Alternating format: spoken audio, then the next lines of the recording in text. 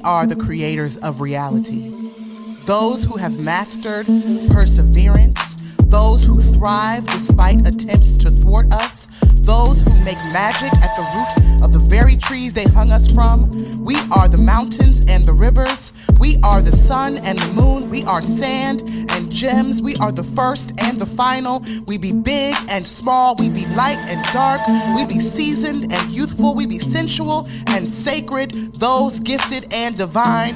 Those powerful and radical. Those vibrant and ancestral. We are the creators of reality. We are the Black Oasis.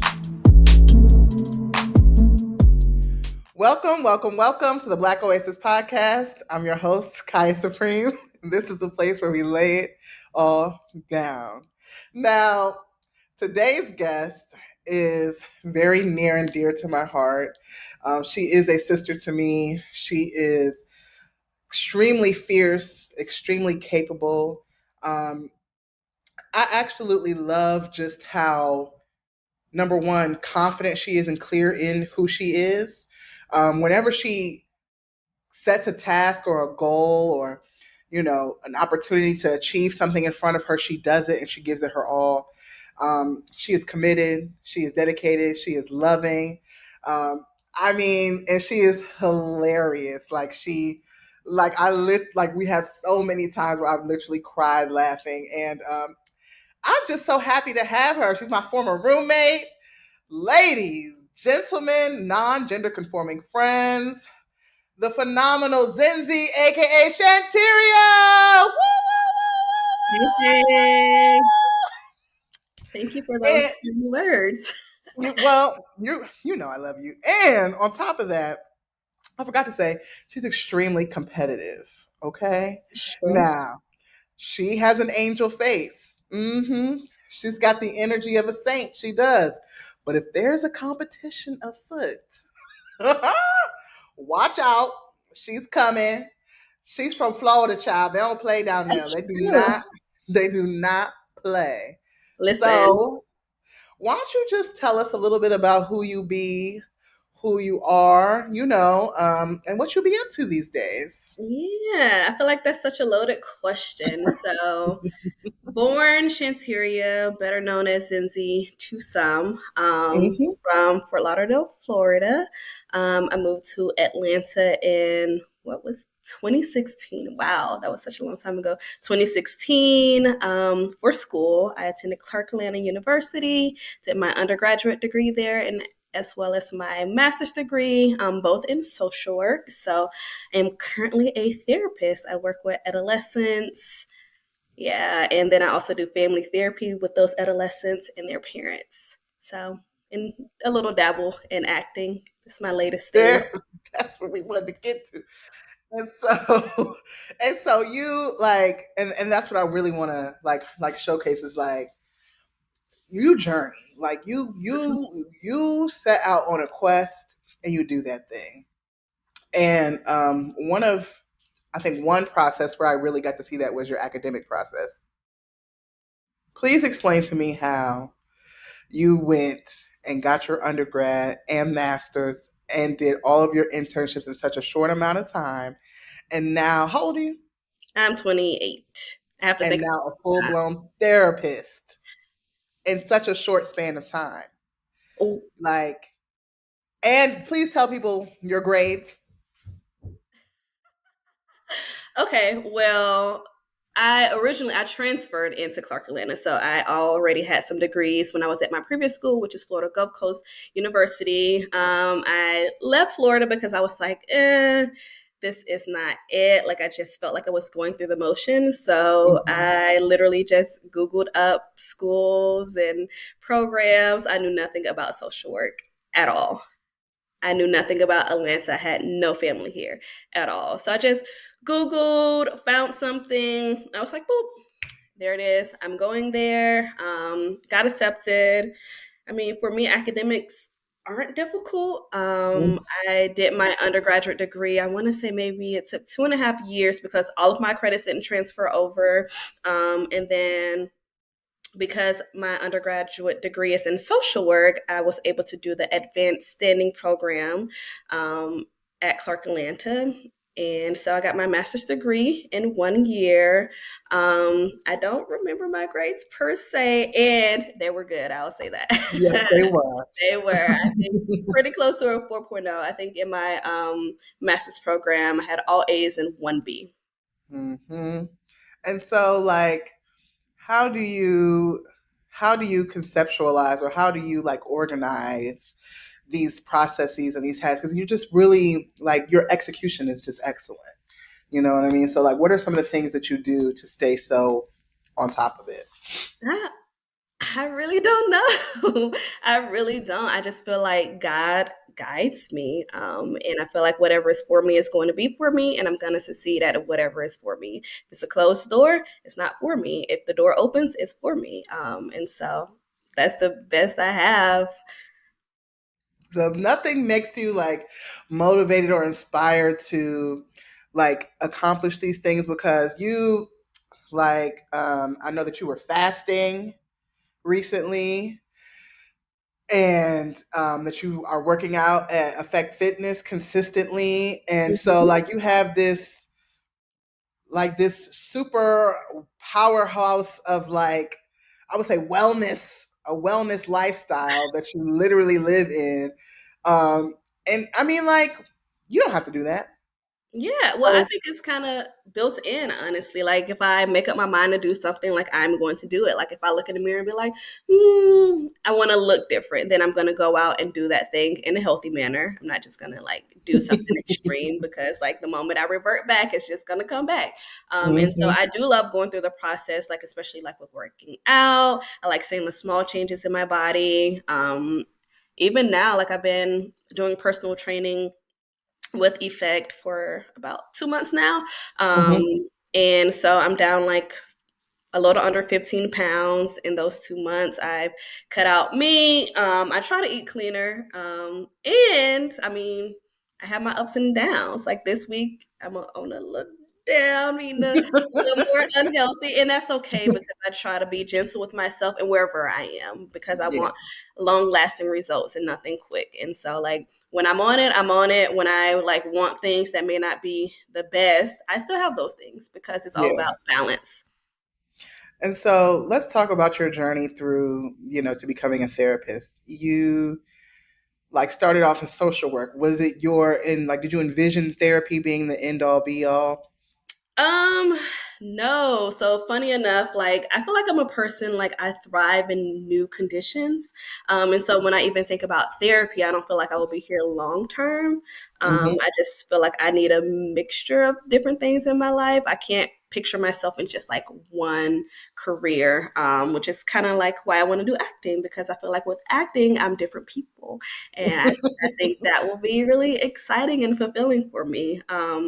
So, as far as like the process to therapy, specifically at my job, I started there in my master's program as a part time employee overnight from Hmm. 7 p.m. to 7 a.m. Was not for your girl. Mm, I said, God don't want this for my life. You need to be right. in bed at this time. And so once I finished my master's program, I then switched to day staff. They call it like a school staff. So it's pretty much Monday through Friday, 6:45 to 3:30. Um, and from there, I became a lead behavioral specialist.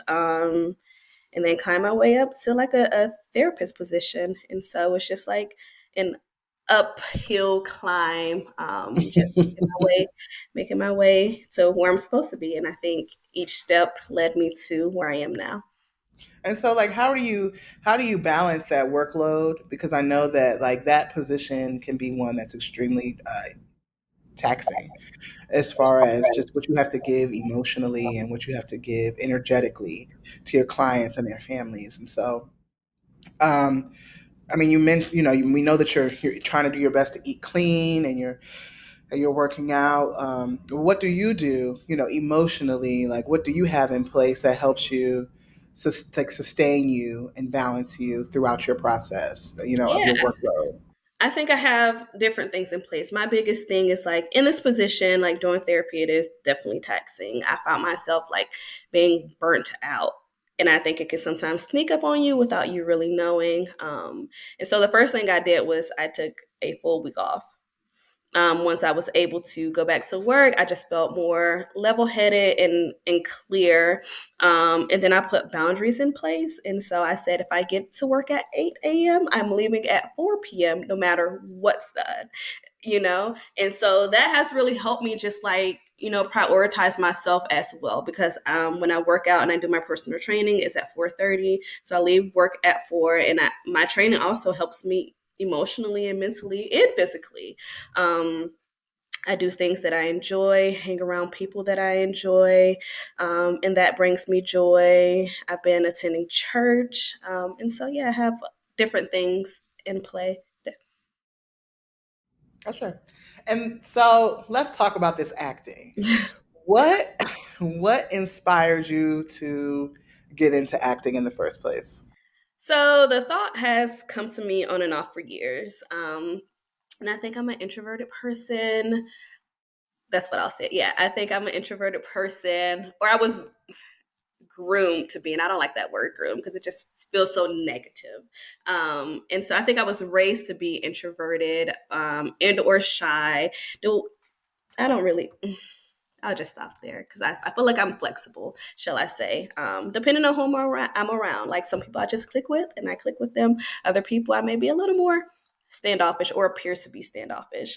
But nonetheless, I had the thought on and off for years, and I was like, I feel like I'll be uncomfortable for the people that know me to see me like in a different light. And so I kind of like really held off. And then at the end of 2022, this amazing movie, Wakanda Forever, came out. This is like my favorite movie. Like I've literally been to the movies and I saw this movie in a theaters 10 times. 10 times. And at first, like the first maybe 3 times I was watching it and I was just like, I feel like there's something there. And I just continued watching it. Then I want to say also, I love Letitia Wright. Then I thought I was like, ooh, that's my girl crush. And then I like went through this whole cycle. I was like, no, not really a girl crush. And what it really is, it's just like I felt inspired. I felt inspired by her portrayal of Princess Shuri, and really just like watching all those characters grow. And so, like, then I was like, this is it. This is for me. And so I was like, I'm going to do it. And I did a little research, not too much, because sometimes you could get caught up in like researching a thing. And it's important also to have movement. So in January of this year, I went to audit a class in Atlanta, and I enjoyed that place I went to, and then I joined, and so I've been there ever since. Yes. And what has the process been like? What have you learned about yourself thus far in this short time? Ooh, and acting. Funny enough, last week, my teacher he had us do this exercise. He's writing a book, so I'm not going to give away the exercise. So we did this exercise, and I was up there crying, like crying. Okay. Um, and so I was like, oh my goodness, where did this come from? And then he was like, are you an emotional person? And I was just like, no. He was like, yeah, you are. Yeah, you are. And I think for me, for the longest, and I've gotten better. But like I've been so used to like cutting off my emotions. I remember like I could be by myself, right? And I'm crying, and I could literally tell myself and sing and stop crying because I was so like I was judging the emotions that I was experiencing. And like when it made me feel uncomfortable, like I just shut it off, even by myself, right? And that's scary because it's like, girl, it's just you. It ain't even nobody around. It's just you. And so doing that exercise in class is just like, oh wow, like this is like a new side of me. Like even when I start crying, and I finished the exercise and we kind of like talked about it as a class, like I was still tearful. And so I think it really helped me tap into like my human emotions. Yeah, and being comfortable with displaying that. Gosh, ooh, I'm so inspired. So I'm gonna do my own research. I'm really inspired because acting it's something I did when I was younger, but you know um, I always associate it as more of like my best friend's bag and Hmm. supported in that way. And didn't, and also just wasn't my thing. But I do think, and I do often think about how freeing it could be and how liberating it could be just to have that kind of mastery over your own performance Hmm. and like the places you can go, man. Especially when you watch these people out here who are really acting in a way that's so far from who they actually are, like these method actors. It is something phenomenal to witness. So kudos to you. Thank I you. support your journey. I love that you're doing this. I can't wait to come see like a production or a play or a little something something. Yeah, I'm working my way up to that because part of me still feels like maybe uncomfortable, like for people to see me in a different way, and it's a little like, oh my goodness, what are people going to think? And two, that's like growth, being in the uncomfortable, and so like I'm also opening myself to that as well. Okay. So I'll keep you posted. Please do. Please, I'm in there. Hmm. So just transitioning kind of into Black Oasis. This is a podcast that really promotes and believes that when Black people come together in their gifts, in their strengths and their powers, even sometimes in their challenges and struggles, when we come together, period, we create a paradise for one another. Someone brings the water, someone brings the earth, someone brings the fire, someone brings the air, someone brings the spirit, someone brings the discipline, someone brings the accountability, the joy, whatever. But when we're together, we're likely to create an ecosystem of love, wellness, and sustainability for one another. When you conceptualize your own oasis, the thing that rejuvenates you, the thing that replenishes you, what is one element that must be a part of it for you? And it Ooh. can manifest in any kind of way. I know I said element, but it doesn't have to be like a Hmm. water. But what one thing has to be there for you in order for you to be rejuvenated? I feel like connection, and more so physical connection. Like I'm the type of person, like I could be around someone, we don't even have to talk. It's just like I could be doing my own thing, you could do your own thing, but if we're in the same room, like I feel connected. My primary love language is quality time. And I think the world is kind of getting back to a more normal state, and but with everything being so virtual, I feel like that was difficult for me, because I just didn't feel as connected. So definitely like physical connection, being present with people. um, if there's anything that someone needs, like I love to help people, like if I can. And so yeah. Okay. And you mentioned at the beginning that you're Shanterria to some and Zindzi to others. What is Zindzi? Where is that name from, and what does it mean? So Zinzi is a name that I received from an amazing community, in Dugu and in Zinga, particularly in the South, or Atlantis, where we're kind of housed in the South. And so I was given the name Zinzi Yishiyanzo, which means I am anchored in something greater. That's what Zinzi means. And then Yishiyanzo, do it right now. And how has that name impacted you, your perception of the world, yourself? I Yeah. feel like that name is so stable. Um, I am anchored in something greater, right? An anchor helps keep a ship stable. And then I remember when I first got this name, I was like, it's so weighted because I was just like, what is something greater? Like, and I feel like that was a challenge for me because anytime I reach something, I'm like, okay, what's next? What's next? And it just kept me going. And I felt like just never being satisfied or, I guess, accepting or celebrating the areas in which I did achieve. It was always like that next thing and that next thing. And I think the more that I kind of sat with it, I feel like the something greater is God. That's the ultimate greater. And to be anchored in God, I feel like it's just, ooh, it's a beautiful thing because like all things come from God. Um, and I think I've learned that in my spiritual practice and even like in my mindset to be like, you know what, God, whatever you have for me, it's for me. The door is going to open. And if it's not for me, the door is going to close. And that's still a blessing. And so like as you like embark and like what are you would you say your spiritual practices are right now? Spiritual practice. Okay, so I'm really shut off to much of the world. Like I'll get on social media here and there, mainly YouTube. I love YouTube. I love YouTube.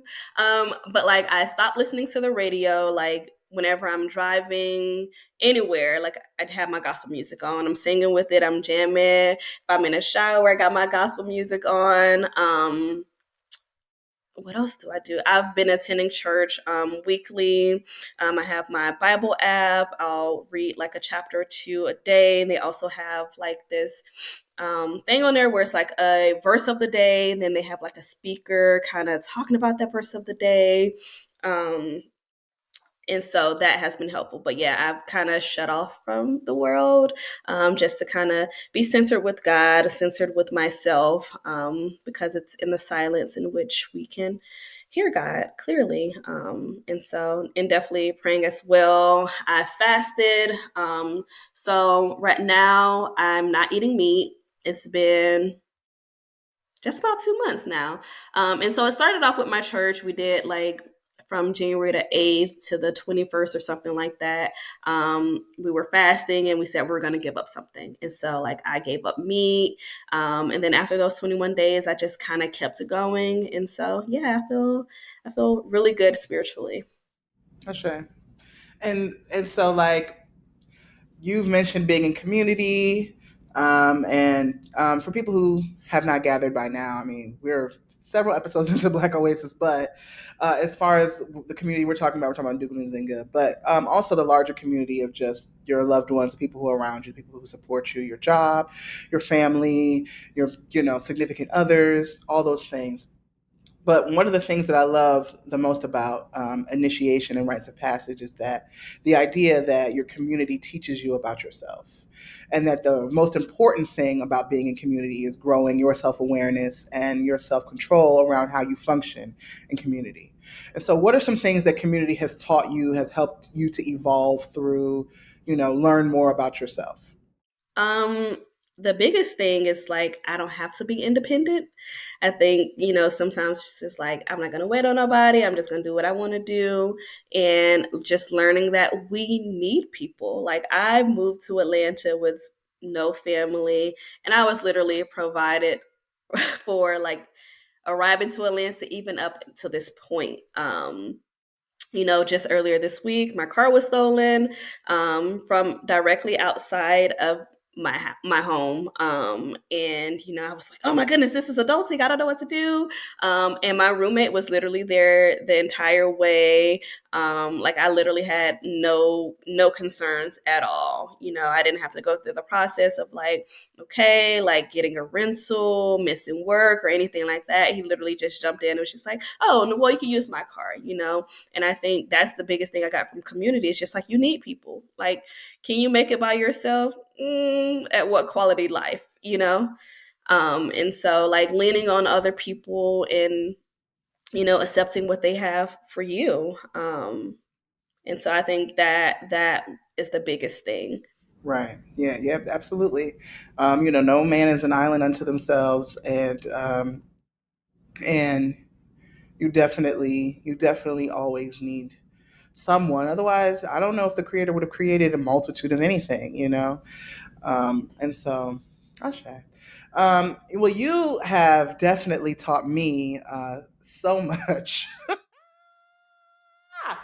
So much about myself. But what I love about you and what I value about you is that even in my shortcomings, even in my failings, even in my challenges, I don't think I've ever felt judged. You may have. I never picked up on it. I always felt 100% safe, 100% secure. And I think that's one of the most mature things that you bring to the table is like your capacity to hold room and space for all people. Like this is it's all you do this in every way, but you'd be like, I mean, if it's for me, it's for me. If it's It not, it's not. is. I mean, if it ain't got nothing to do with me, it ain't got nothing to do with me. Like, but you do really carry that kind of calmness and that stability. And so, I think sometimes, or when I think about your name, I think you being anchored in something greater is whatever fortifies and strengthens that peace that you have, because you truly do carry a whole lot of peace. I mean, even in moments where you be stressed out, it don't look quite like, you know what I'm saying? And I don't want people to think that, just because a person doesn't look stressed, that they don't Mm-hmm. need support and love. But, there is an energy that you bring with you in all spaces and places that I admire, that I love, that I celebrate. And even your feistiness, you know what I'm saying?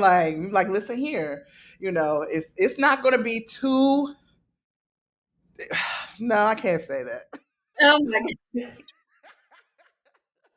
You can bring it, but it's logical for the most part, and it's rooted and you're clear, and you're consistent. And so I just love and adore you. Whoever stole your car, they better watch out, because Listen, I spirit don't listen. play. I prayed for them that night. Like, in all honesty, like through this whole process, like I feel at peace. Like I'm not stressed at all. Like I prayed to God for peace.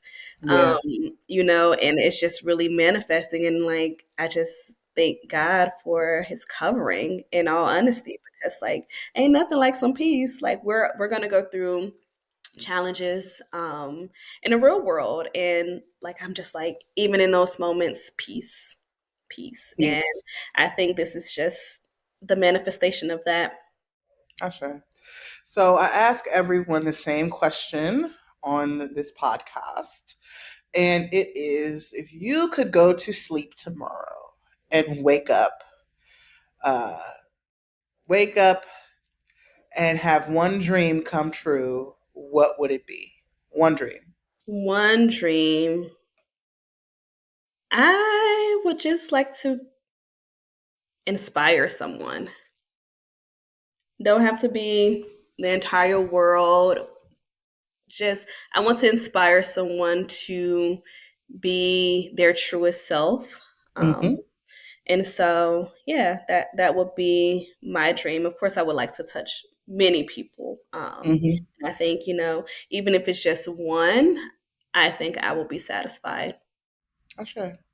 And if you could have one wish for all Black people come true, what would that be? Mm, one wish for all Black people. Just joy. Joy. Listen. Yeah, I think I would love for all Black people to experience joy, true joy. Yeah. Um, the world tries to knock us down and we get back up. And I truly would love for us to experience joy to its fullness. Yeah.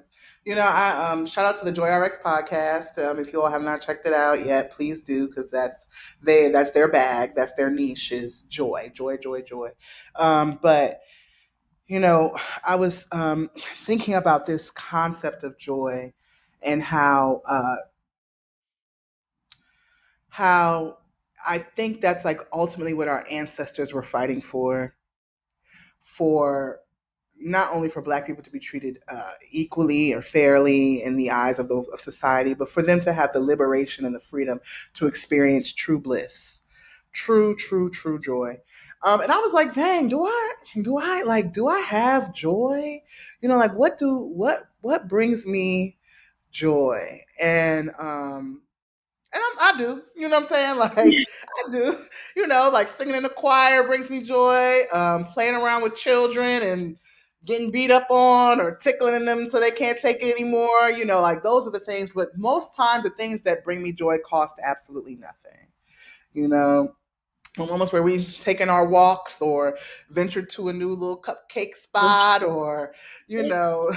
like or just popping up at the movies, like those things feed me and bring me joy. And so I do hope that I hope all Black people are getting that actively. Hmm. What brings you joy? Ooh, what brings me joy? I just feel like being around people that I truly enjoy, spending time with people. Is the biggest thing. I also like, my alone time as well, because I think it's a balance between those two things. And I think I'm most joyful when I am around other people.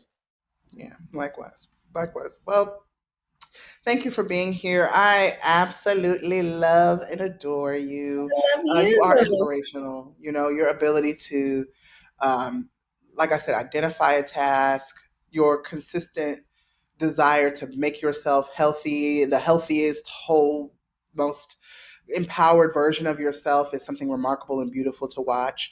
There are many people who are comfortable with just, you know, whatever it is, but Hmm. you desire the best for yourself. And I love the way that you treat yourself. I love the way that you go after your dreams and your goals, and you're so open and fun and funny and just giggly. And I just, you know, I adore you. You are the bee's knees to me. So I absolutely pray that everything you desire in this world you get 10 times over. And, you know, just keep doing what you do, girl. Thank you, thank you, and thank you for having me. I was like nervous at first. I was like, I don't know what we're gonna talk about. And I just came and showed up any which way. I definitely wanted to, be a part of this. We talked about this very early on. Me coming, doing a podcast with you, and so here I am, and everything Yeah, in its due time. Ashe. And I think you've done a remarkable job. Thank Remarkable. you, thank you. No problem. So, thank you all for listening to Black Oasis. Continue to support. Visit www.blackoasis.org. Follow us on Instagram at Black Oasis ATL, Facebook at Black Oasis, YouTube, Black Oasis, any Apple Podcast, Spotify, iHeartRadio, whatever. We out there is Everything. accessible to you, everything. And, you know, if you haven't taken anything away from this, go after your dreams. You know, doesn't matter how what people believe about you or think. You have the space and opportunity to create your own reality. Zinzi does that every daggone day. She does, and and through that you will be inspiration to yourself and others. So until next time, stay black, but you don't really have a choice. And lucky you. Peace. Peace.